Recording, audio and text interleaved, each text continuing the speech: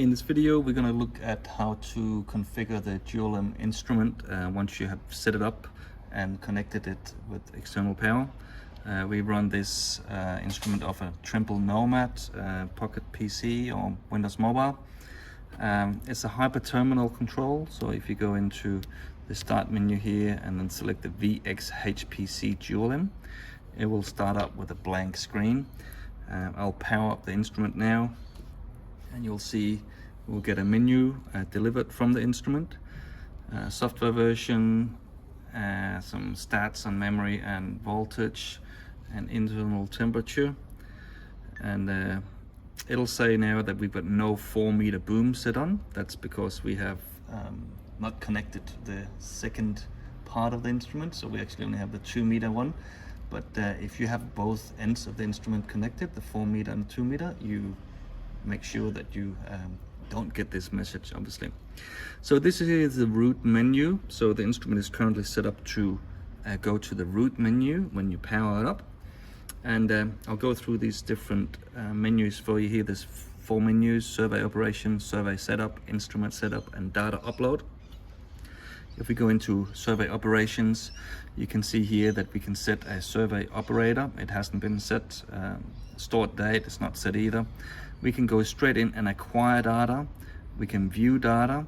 We can comment or put a new line in or new station, and we can go back to the main menu. So these are using the hardware buttons that you see on the Nomad controller down here. So normally when you go into this menu, you want to press 1 for acquire data. And you'll see as we push that, it'll immediately start to acquire data. And we can monitor this as we go through our survey. So these are just numbers flicking over the screen. There's nothing you really need to look after here other than just ensure yourself that you got some connection here. I can actually just turn this one completely off. The instrument is still locking internally. When I push my system on again here, you'll see that it's still acquiring data, and it was acquiring all the data in the meantime whilst I was also turning this thing off. So at the moment what we're seeing here is the conductivity on the 2-meter boom. So there's a horizontal component and perpendicular component, and then there's the in-phase values for those two. Then also the line and station numbers here, which we don't normally use because we plot everything on GPS. If you push 3 here, you'll see that it'll change now. It'll say H4 and P4. That's because we are now looking at the numbers that are coming out of the 4-meter boom, but obviously it's not connected, so these are all kind of garbage. If you push key 3 again, you'll see your longitude, latitude, and information from the GPS number of satellites. Let me just do that one more time. There we go. So that's the lat, long, UTC time, your elevation, NS is number of satellites, your quality level, and the HDPO. PO. So that's acquiring data. If we want to pause the acquisition, we can push 4, and that takes us back to the acquisition menu here. I'm just going to scroll up here. We're back here now, so you can see we can press 1 again to acquire, or we can go back to the main menu. So let's go back now. Press 4. We're back in the root menu. So next one we can look at is the survey setup. I'm going to select number 2, and in here you can put different comments in that you want to add into the data. It's not something that it's used very much. Let's look at the next thing here. We can look at actually we can look at the list of comments, but I don't think there'd be any in there. If we press 3, comments are erased, so there's no comments in here. I'm going to go 4 to go back, and then next here is the line number. So that's just the next line number that you're going to put in. Every time you stop and start, you'll put it in your line. But again, for GPS acquisitioning, it's not something that's used at all. Next one, line increment. So your line will increase by 1 every time. Again, we don't really use that. And station or line position, we don't use that either. But you can set in station numbers and station increments. Station direction north here. Survey name, you can set a survey name in here. If you set a survey name, it'll split the data up according to the survey name when you go and dump your data. To go in and set this, we can press 3 to edit, and this is something that can take a little bit of time. I can set through here to put in something here. Number 3, we'll move the cursor, and you can put in a survey name here that you like. When it's set, you can press 4 to go back, and you can say now that my survey name is DLQ7. Go back again, actually go next, and we're back to comments. So this menu cycles around. So we go back to the root menu here, and then we go into the instrument setup. So this is a bit more interesting. In here we can see our battery level, we can see how much memory is free, internal temperature. If we press next, we got date and time. This is automatically acquired from the GPS.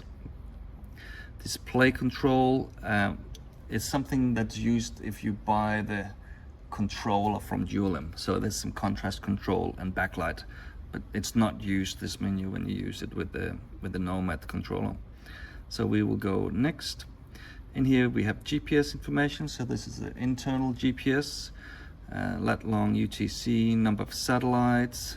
We only got 3 now because we're sitting kind of right in the door of the workshop here. Measurement period, so this is an important one.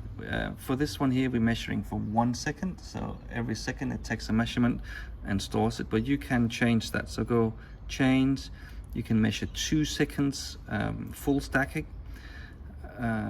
Let's see what else we got. Oh, I went too far. I have repeats per station. I'm just going to go 1 for previous. Chains is what I wanted.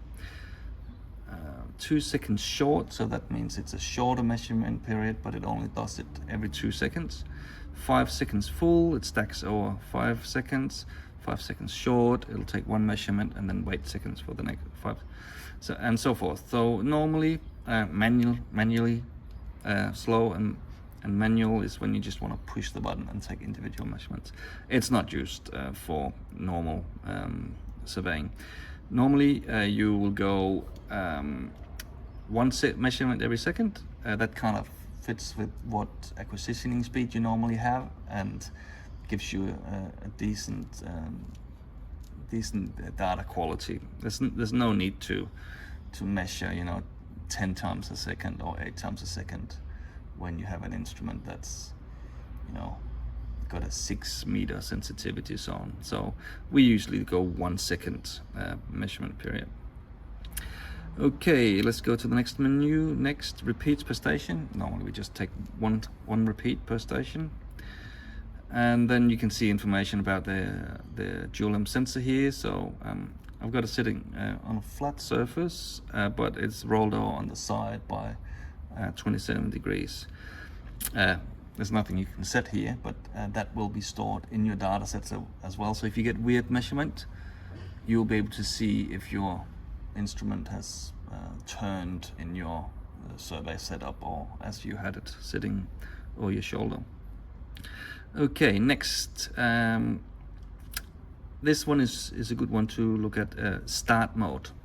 So I think I mentioned in the beginning that it's set up this instrument to start in the root menu. So when I powered it up, it came to the root menu. But there's a couple of safe options you can use there as well.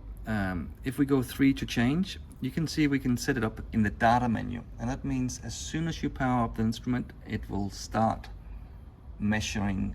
And that's kind of a good thing to do if you're out surveying and you lose power for a split second. This instrument will just power up and start measuring again. It has happened that someone would have a kind of a dodgy power source or something, and the power would drop out. And if you have it sitting at root menu, the instrument will just go to the root menu and wait for you to push 1 and 1 to acquire data. And that means you can walk for some time without really knowing that you missed data. So I always recommend that we put it at data menu. If you have some other kind of NEMA logger, you can put it to just output NEMA on your serial, and you can maybe lock that to another type of locker. So we're going to put it at data menu, and let's go next. Flip station, that just means that you're going up or down. You're not really going to use this for anything when you are using a GPS for this. And we're back to our instrument temperature. So let's go back to our root menu, and the last area we can go into is the instrument setup. Oh, we were just there. Data upload. So data upload, usually we don't upload data using this menu. We'll initiate an upload from the PC using a serial connection. You can see the other video on how to dump data. Usually what you're doing here is just delete data. So I'm going to press 2 to delete all the data. Are you sure? Yes. And actually there is an option in here to undelete the data if you somehow make a mistake here. So if we go back into instrument setup, we should see that we now have 65,000 records free. So that is the total capacity of the memory. Measuring every second, you should have enough records here to go for a full day of surveying. So you just dump the data at the end of the day. Back, that's really it. There's not much more to it. It's a very stable, very easy to use instrument, and using the menu configuration here just makes it a very solid method. It locks all data in the instrument, so nothing is actually locked on this recon logger. It's just basically used for configuring and seeing that you have some kind of data coming through. So yeah, good luck with your DualEM survey, and give us a ring if you have any questions on how to operate it.